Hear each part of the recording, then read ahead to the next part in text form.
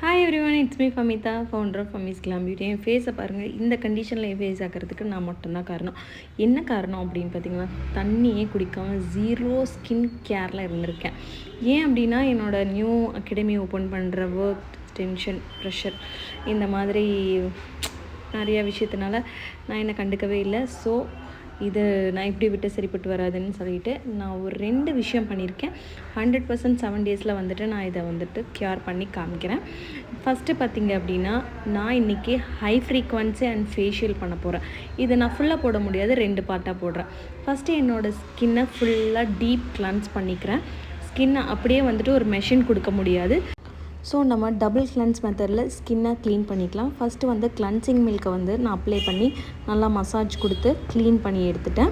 அதை வந்து நல்லா வெறும் வெட் கிளாத்தில் வந்துட்டு வைப் பண்ணிக்கலாம். ஸ்கின்னை ஃபுல்லாக கொஞ்சம் நேரம் மசாஜ் பண்ணிவிட்டு நல்லா வைப் பண்ணி எடுத்தாச்சு. நெக்ஸ்ட்டு வந்து பார்த்துட்டிங்க அப்படின்னா, செகண்ட் கிளன்சிங் மெத்தட் அப்படின்னா, அகெயின் நீங்கள் கிளன்சிங் மில்க்கும் போடலாம், ஆர் தென் வந்துட்டு டோனர் அப்ளை பண்ணி க்ளீன் பண்ணலாம். நான் வந்துட்டு என்ன பண்ண போகிறேன் அப்படின்னா, ஆஸ்ட்ரிஜன் யூஸ் பண்ணி ஸ்கின்னை ஃபுல்லாக வந்துட்டு ஸ்ப்ரே பண்ணி ஒரு ஹைட்ரேஷனாக வச்சுக்க போகிறேன். வச்சுட்டு அதுக்கப்புறம் அது கொஞ்சம் ஒரு ஃபியூ செகண்ட்ஸ் வந்துட்டு இருக்கட்டும். அதுக்கப்புறம் வைப் பண்ணிடுறேன். நான் வெட் கிளாத்தில் தான் வைப் பண்ணுறேன். வைப் பண்ணிக்கலாம். நெக்ஸ்ட்டு வந்துட்டு பார்த்திங்க அப்படின்னா, அது கொஞ்சம் ரெஸ்டிங் டைம் கொடுத்துட்டு, தண்ணி முக்கியம் கைஸ். தண்ணி குடிக்காமல் தான் இந்த நிலைமையாச்சு. கண்டிப்பாக தண்ணி குடிங்க.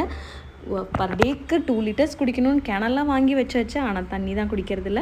இப்போ வந்து பார்த்திங்கன்னா, ஸ்கின் இது யூஸ் பண்ணுறதுக்கு முன்னாடி கையிலையும் சரி ஸ்கின்லேயும் சரி கொஞ்சம் கூட ஈரம் இருக்கக்கூடாது.